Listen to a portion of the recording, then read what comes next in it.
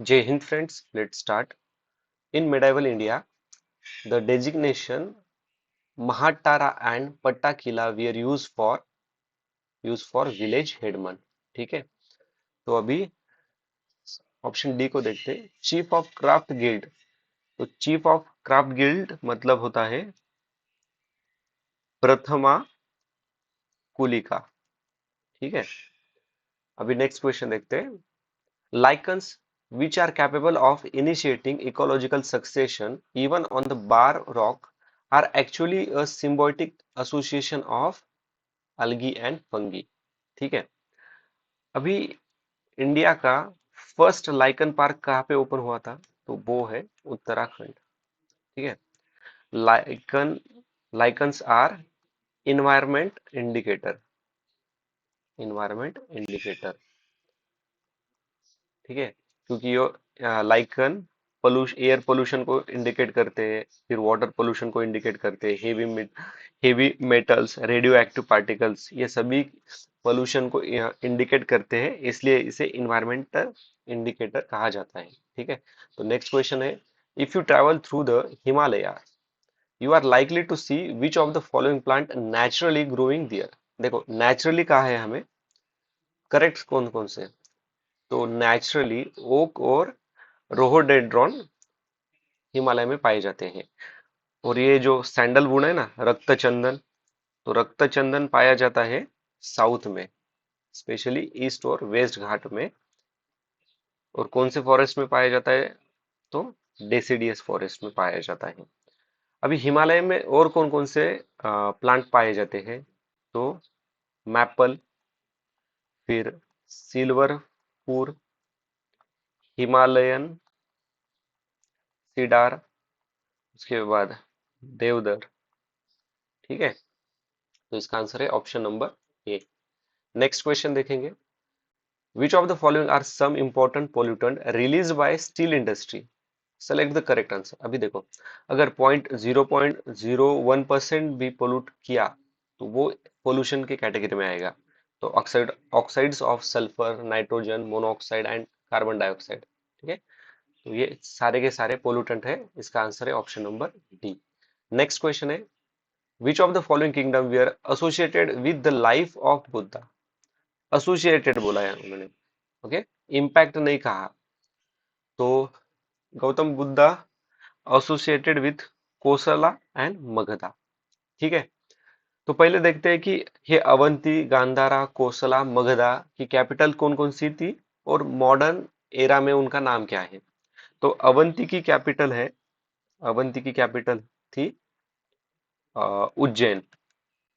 ठीक है, या फिर उसे माहिष्मती भी कहा जाता था, और आज का present day Madhya Pradesh and Malwa.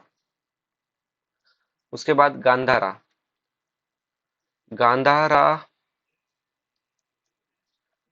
Takshashila और present day Pakistan and Afghanistan का रीजन। कोसला, कोसला की कैपिटल है श्रावस्ती और आज का अवध रीजन। मगधा, मगधा राजगृह या फिर उसे ही पाटलिपुत्र भी कहा जाता था, और प्रेजेंट डे नालंदा, गया, पटना वाला रीजन। ठीक है, तो अभी थोड़ी इंफॉर्मेशन लेते हैं। ये जो कोसला है ना, तो गौतम बुद्ध, इनकी जो मदर थी ना, Mahamaya, she belongs to Kosala dynasty. ठीक है, गौतम बुद्ध के कंटेम्पररी कौन कौन थे? ये जो मगध के जो राजा थे ना, बिंदुसार और उनका पुत्र अजात शत्रु। Okay, Ajatashatru. Okay, Bindusara belongs to Haryanka dynasty. ठीक है, तो ये बिंदुसार और अजात शत्रु, ये दोनों भी गौतम बुद्ध के कंटेम्पररी थे। ठीक है, और अजात शत्रु तो गौतम बुद्ध का फॉलोवर भी था। अभी थोड़ी और स्टैटिक इंफॉर्मेशन डिस्कस करते हैं। गौतम बुद्ध ने, उन्हें इनलाइटनमेंट कहाँ पे मिली थी? तो वो मिली थी बोध गया, बोध गया बिहार में। ठीक है, फर्स्ट सरमन उन्होंने कहाँ पे दिया था? तो वो सारनाथ में दिया था। ठीक है, फर्स्ट सरमन को ही क्या कहा जाता है? धर्म चक्र। उन्होंने एक मार्ग बताया था, उस मार्ग पे फॉलो करना चाहिए, तो वो उस मार्ग का नाम है मध्यम मार्ग और middle path. And they died in Kushinagar, तो उसे कहा जाता है महापरिनिब्बा। ठीक है, बुद्धिज्म के तीन रत्नाज है। Buddhism has three ratnas. तो फर्स्ट है बुद्धा, मतलब होता है स्पिरिचुअल पोटेंशियल। पोटेंशियल। उसके बाद है धम्मा, मतलब teachings of Buddha. Teachings of Buddha. उसके बाद है संघा। संघा यानी कि order of Monks followed by Buddha, मतलब गौतम बुद्ध ने मॉन्क्स को जो भी ऑर्डर दिए उसे फॉलो करना, मतलब ये संघा यार, या फिर ग्रुप ऑफ मॉन्क। ठीक है, अभी नेक्स्ट क्वेश्चन देखेंगे। Every year a month-long ecological important campaign festival is held during which certain communities tribal plant sampling of fruit-bearing trees. Which of the following such communities?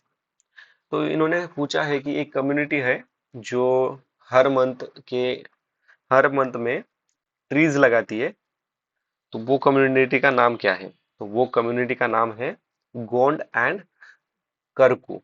और ये कौन से reason में पाए जाते हैं? तो ईस्ट इंडिया में। उसके बाद ईस्ट इंडिया के कहाँ पर? तो मेलघाट रीजन में। उसके बाद मध्य प्रदेश और महाराष्ट्र के बॉर्डर पर। ठीक है, अभी ये जो बाकी की ट्राइब्स है ना, वो भी हमारे लिए काफी इंपॉर्टेंट है। तो भूटिया एंड लेपचा कहाँ पे पाई जाती है? तो वो पाए जाते हैं सिक्किम में। ठीक है, इरुला, इसके पहले भी हमने ये नाम सुना था। और टोडा, देखो जय भीम मूवी, उसमें जो ट्राइब दिखाई थी वो इरुला कम्युनिटी है। इरुला एक पीवीटीजी है, particular vulnerable tribal group. Vulnerable tribal group. ठीक है, कौन से रीजन में पाई जाती है? वो केरला वाले रीजन में। टोडा कहाँ पे? केरला और वेस्ट घाट में। अभी ये सहारिया एंड अगारिया, वो दोनों है राजस्थान और गुजरात में। ठीक है, राजस्थान एंड गुजरात। तो नेक्स्ट क्वेश्चन है, the sale tax you pay while purchasing a toothpaste is. देखो इसका आंसर है option number D, tax impose and collect by. But अगर आज ये क्वेश्चन पूछा तो याद रखना, ये आता है जीएसटी के अंदर। ओके, जीएसटी के अंदर आता है। सेल टैक्स क्या होता है? Indirect tax. और जीएसटी भी क्या है? Indirect tax. ओके, तो नेक्स्ट क्वेश्चन है, what does venture capital means? Venture capital मतलब क्या होता है? तो a long term startup capital provides to new entrepreneurs. ठीक है, नेक्स्ट क्वेश्चन। अभी देखो इसमें कुछ इतना वैल्यू एडिशन है नहीं, इसलिए मैं बता नहीं रहा हूँ। ओके, 12 5 ईयर प्लान, आंसर है ऑप्शन नंबर डी। अभी इस तरह के क्वेश्चन हमें नहीं पूछे जाते, क्योंकि 5 year plan replace by NITI Aayog, और नीति आयोग की headed by prime minister. Okay, और नीति आयोग क्या है? स्टेचुटरी बॉडी है, कॉन्स्टिट्यूशनल बॉडी है? ये दोनों भी नहीं है, ये जस्ट थिंक टैंक है। Think tank. आगे का question, with reference to balance of payment which of the following constitutes current account? Select the correct answer. ठीक है, तो देखो बैलेंस ऑफ पेमेंट हम सबको पता है, बैलेंस ऑफ कुछ पेमेंट है उसको बैलेंस, मतलब बैलेंस करने के लिए जो इस्तेमाल किया जाता है। तो पहले ना समझ लेते हैं बैलेंस ऑफ पेमेंट के, इसके कंपोनेंट कौन कौन से होते हैं। तो बैलेंस ऑफ पेमेंट के दो इंपॉर्टेंट कंपोनेंट है, एक है करंट, दूसरा है कैपिटल। ठीक है, करंट में आता है visible and invisible. Okay, visible में आता है गुड्स एंड इनविजिबल में आते हैं सर्विस, फिर इनकम एंड ट्रांसफर। अभी इनकम में क्या आता है? तो इनकम में आता है प्रॉफिट, उसके बाद इंटरेस्ट एंड डिविडेंड। ट्रांसफर में क्या क्या आता है? रेमिटेंस, फिर डोनेशन एंड गिफ्ट्स। ठीक है। और अभी कैपिटल वाले, कैपिटल, तो कैपिटल में आते हैं investment, loan and bank capital. Investment में आते हैं FDI, foreign direct investment, foreign indirect में इनडायरेक्ट इन्वेस्टमेंट। लोन में आते हैं सोवेरियन, कमर्शियल। बैंक कैपिटल में आते हैं आर आर आई अकाउंट्स। ठीक है। तो ये चार्ट है, याद रखना, इस पर काफी क्वेश्चन हमें और आगे देखने को मिलेंगे। तो करंट अकाउंट में क्या क्या आएगा? Balance of trade and balance of invisibles. ठीक है। और स्पेशल ड्राइंग राइट्स किस में आते हैं, वो हमने 2013 में डिस्कस किया था। ठीक है। तो इसका आंसर है option number C, 1 and 3। Next question है, the terms marginal standing facility rate and net demand and time liabilities sometime appear in a news are used in the relation to banking operations। ठीक है, banking operation. तो यहाँ पर एक चीज को याद रखना है हमें, मार्जिनल स्टैंडिंग फैसिलिटी रेट होता क्या है? तो मार्जिनल स्टैंडिंग फैसिलिटी रेट मतलब द रेट एट विच, ठीक है, पहले एक समझ लेते हो। ठीक है। आरबीआई गवर्नमेंट क्या करता है, एक एक पर्टिकुलर लिमिट लगा के रखती है, या फिर एक पर्टिकुलर ये रहता है उनका। ठीक है। एक पर्टिकुलर फिक्स रेट रहता है कि इसके रेट के, इस रेट पर ही उन्हें क्या किया जाता है, बैंक उसे उन्हें फंड देती है। बट ये मार्जिनल स्टैंडिंग फैसिलिटी रेट होता क्या है? Rate at which rate at which bank borrow fund, अभी ये ब्रैकेट में लिखता हूं मैं, overnight from RBI against government security, government security. ठीक है। तो ये मार्जिनल स्टैंडिंग फैसिलिटी रेट मतलब क्या होता है? Rate at which bank borrow fund overnight from RBI against government security. Okay, against government security. तो अभी नेक्स्ट क्वेश्चन देखते हैं। What is what are the facilities the beneficiaries can get from the service of business correspondent means bank साथी in branchless area? देखो ये question अभी अपने लिए रिलेवेंट है नहीं, बट अभी जस्ट हमें ये जो क्वेश्चन का पैटर्न रहता है ना, उसको ऑब्जर्व करना है, इसलिए ये क्वेश्चन हम देखेंगे। It enables the beneficiaries to draw their subsidies and social security benefit in the village. अभी देखो, गवर्नमेंट या फिर कुछ, क्यों गवर्नमेंट कोई भी सर्विस या फिर कोई भी स्कीम, कुछ भी फैसिलिटीज इंट्रोड्यूस क्यों करती है? लोगों का वेलफेयर होने के लिए। और यहाँ पे क्या होता है, बेनिफिट हो रहा है, सब्सिडी दे रहे हैं, विलेज की ग्रोथ होने वाली है, मतलब एक पॉजिटिव डेवलपमेंट यहाँ पे अपने को देखने को मिलती है। तो ये स्टेटमेंट तो सही होगा। Enable the benefits in the rural area to make deposits and withdrawals. ठीक है, मतलब बैंकिंग एक्टिविटीज को प्रमोट कर रहा है, ये भी पॉजिटिव डेवलपमेंट है। तो ये दोनों भी स्टेटमेंट सही है। तो आंसर है option number C. In the context of Indian economy, which of the following are the purposes of statutory reserve requirement? Statutory reserve requirement. Okay, select the correct answer. Last पढ़ेंगे। देखो, to force the bank to have sufficient value cash to meet their day-to-day requirement. To prevent the commercial bank from making excessive profit। अभी देखो, ये जो excessive, to force the bank, ये जो words है ना, वो ये एग्जामिनर ने हमें हिंट दी है कि ये गलत है, ठीक है। एक्सेसिव प्रॉफिट, फोर्स करते बैंक, ये गलत होते हैं स्टेटमेंट, ठीक है। तो 3 और 4 को हटाते, तो 1 एंड 2, तो 1 तो सही है, अभी 2 को चेक करेंगे, ठीक है। तो पहले समझते हैं statutory reserve requirement, S R R, set by RBI. ये आरबीआई सेट करती है to help direct and indirectly to manage inflation, ठीक है। और ये जो स्टैट्यूटरी रिजर्व रिक्वायरमेंट होती है ना, ये प्रिकॉशनरी मेजर्स है, ठीक है। तो प्रिकॉशनरी मेजर्स है, तो फिर ये प्रिवेंट एक्सेसिव प्रॉफिट नहीं ना हो सकता, ठीक है। तो ये फोर्स तो गलत है, ठीक है। तो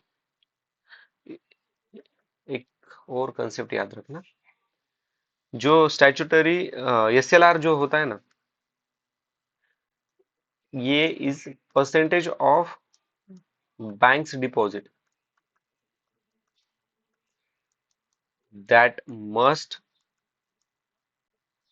keep in liquid asset set, ठीक है।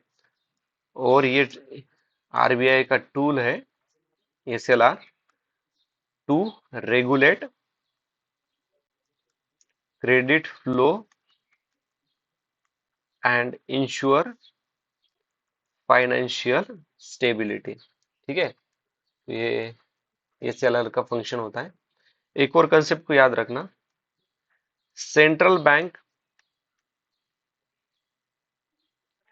अगर सेंट्रल बैंक को मनी सप्लाई इंक्रीज करना है, ठीक है, तो वो क्या करेगी, रिजर्व रेशो को कम करेगी, ठीक है। तो इसके वजह से स्टेटमेंट 2 इज रॉन्ग, आंसर है ऑप्शन नंबर ए, 1 ओनली। तो नेक्स्ट क्वेश्चन है अभी, recently series of uprising of people refer to Arab Spring originally started from Tunisia। अभी ये अरब स्प्रिंग जो है ना, वो प्रो डेमोक्रेटिक मूवमेंट थी। अभी इंपॉर्टेंट क्या है हमारे लिए, इजिप्ट, लेबनान, सीरिया, टूनिशिया के जो बॉर्डरिंग स्टेट है उनके बारे में। तो Egypt share border with Libya, Sudan, Israel. Lebanon, Syria, Israel, और एक साइड में है मेडिटेरियन सी। सीरिया कहाँ पे है, सीरिया, लेबनान, फिर Jordan, Israel, Iraq and Turkey. Tunisia कहाँ पे है, तो अल्जेरिया, लीबिया और मेडिटेरियन सी, ठीक है। अभी इसे मैप में देखते हैं, जस्ट मिनट, ठीक है। तो ये मैप है, मैं अभी आप इस यहाँ पे आप देख सकते हो, ठीक है। मैं इसकी लिंक आप अपने टेलीग्राम ग्रुप पे भेज देता हूँ, इसके साथ आप मतलब यहाँ पे थोड़ा इजी है, अगर आप यहाँ पे जस्ट क्लिक भी करोगे ना, तो ये नेट नहीं चल रहा शायद से, ठीक है, तो आपको थोड़ी इन्फॉर्मेशन भी देगा, तो जस्ट गो थ्रू इट। मैं इसकी लिंक अपने टेलीग्राम चैनल में डाल दूंगा। अभी नेक्स्ट क्वेश्चन देखते हैं, consider the following countries, which of the above are the member of Arctic Council. Arctic Council के कौन कौन से मेंबर है, तो इनके मेंबर है डेनमार्क, रशिया एंड यूएसए, ठीक है। और कौन कौन मेंबर है, कौन मेंबर है, नॉर्वे, स्वीडन, कनाडा, फिनलैंड और डेनमार्क। ये आर्टिक काउंसिल एक 1996 को फॉर्म हुई थी, ओटावा डिक्लेरेशन, ओटावा डिक्लेरेशन, ये याद रखना, ओटावा डिक्लेरेशन पूछ सकते हैं, ठीक है। हेडक्वार्टर कहाँ पे है इनका, तो है नॉर्वे में, ठीक है। अभी नेक्स्ट क्वेश्चन देखेंगे, region in news and country. तो चेंचिया रशिया में है, डारफूर ये है सूडान में, और स्वैट वैली है पाकिस्तान में, ठीक है। तो option 1 is the correct answer. अभी नेक्स्ट क्वेश्चन देखेंगे,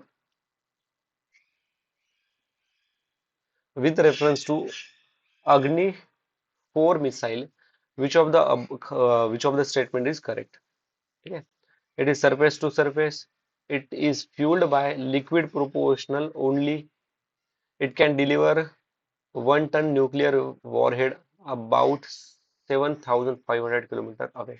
एक चीज को याद रखना, ठीक है, एग्जामिनर ना हमेशा ये जो रेंज देता है ना वो गलत देता है।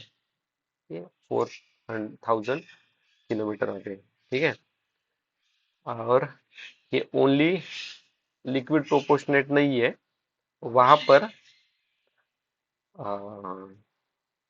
To stage liquid, sorry, two stage solid propellant engine का इस्तेमाल किया जाता है। तो 2 and 3 इज रॉन्ग। अग्नि 4 एक इंटर कॉन्टिनेंट बैलिस्टिक मिसाइल भी है, nuclear capable, capable. Okay, next question है अभी, with reference to non-conventional energy sources called as coal bed methane and shale gas, consider the following statement, which of the statement given are correct? In India abundant coal bed methane sources exist, but so far no shale gas sources has been found। अगर देखो 1% भी shell gas, 0.0001% भी shell gas पाया गया तो वो statement तो गलत है, ठीक है। और हमारे पास तो देखो कैंप बे जो गुजरात में है, उसके बाद आसाम का अरक्कन रीजन, फिर गोंडवाना रीजन, फिर गोदावरी कृष्णा गोदावरी रिवर के जो बेसिन्स है वहां पे, कावेरी का जो बेसिन है, इंडो गैंगेटिक जो बेसिन्स है, वहां पे भी तो हमें shell gas, okay, shell gas मिलता है, तो ये स्टेटमेंट तो गलत है। अभी देखो, ये तो देखो स्टेटमेंट, स्टेटमेंट नंबर 1 को देखते हैं। Coal bed methane is the pure methane gas extracted from, pure methane gas. देखो कभी भी हम माइन करते हैं ना, तो माइन करते समय इतनी सारी इम्प्योरिटीज होती है, इसलिए तो रिफाइन करते हैं ना उसे। अगर ये प्योर फॉर्म में आएगा तो फिर रिफाइन की जरूरत ही नहीं थी, रिफाइनरीज बनी नहीं, बनने की आवश्यकता ही नहीं थी, तो ये स्टेटमेंट तो गलत है, ठीक है। इसका आंसर है option number D, none of the above are correct, ठीक है। अभी नेक्स्ट क्वेश्चन है, with reference to Changpa community in India consider the following statement. ये मैंने ना आपको 2011 के पेपर डिस्कशन में बोला था कि चांगपा इस ट्राइब कहाँ से आती है, ठीक है, ठीक है। तभी भी देखते हैं अभी करेक्ट कौन सा है वो पूछा है हमें। The kept in category of schedule tribe, ठीक है, ये तो हमें पता है ये शेड्यूल ट्राइब में होगा क्योंकि Changpa community, okay, they rear the pashmina goats that yield a fine wool, they live in Uttarakhand. अभी मुझे पता है पश्मीना गोट तो जम्मू एंड कश्मीर लेह लद्दाख वाले रीजन में मिलती है, मतलब एक और दो तो साथ में जाएगी नहीं, ये गया, ठीक है, ये तो गया। अभी बचे 1 1 2 3 एंड 3, ठीक है। हमें वो तो अभी देखो ये तो पता है कम्युनिटी है, ठीक है, और एक और दो तो साथ में नहीं है, मतलब 2 और 3 तो सही हो गए, ठीक है, पश्मीना गोट कैटेगरी में आते हैं, मतलब ये तो गया। अभी बचे 2 और 3। अभी ये स्टेटमेंट सिर्फ 2 और 3 करेक्ट है, ये जो पश्मीना गोट है ना वो जम्मू एंड कश्मीर में पाई जाती है, उसके साथ लद्दाख में पाई जाती है, ठीक है। नेक्स्ट क्वेश्चन, आज का आखिरी का क्वेश्चन है, in India cluster B, cluster B मतलब जो गवार की फली होती है ना उसे कहा जाता है, traditional use as a vegetable और animal feed, but recently cultivate of this has assumed significance, which one of the following statement is correct in this context? तो जो गवार की फली है ना, इट यूज, उसके अंदर जो सीड्स होते हैं ना, is used in the extraction of shell gas, तो आंसर है ऑप्शन नंबर बी। ओके दोस्तों, बाकी अभी बाकी के क्वेश्चंस नेक्स्ट वीडियो में डिस्कस करते हैं। अगर आपको कुछ डाउट या फिर कुछ सजेशन देने हैं तो प्लीज कमेंट बॉक्स में मेंशन कीजिए। Thanks for watching, see you in next video. जय हिंद।